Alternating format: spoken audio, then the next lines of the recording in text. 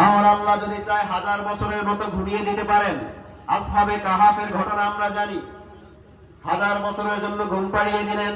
ঘুম থেকে যখন উঠলেন, মানুষগুলার জিজ্ঞেস করা হলো, তুমি কতক্ষণ ঘুমাইছো?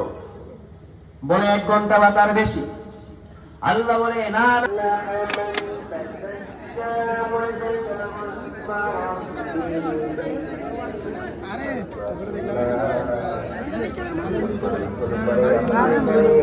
যখন মানুষগুলো আবার পরিশুদ্ধ হয়ে যায়, যখন মানুষগুলা তার অন্তরটাকে আবার সুন্দর করে নেয়, ওই মানুষগুলারে সফল করবেন। তার রবকে স্মরণ করবেন।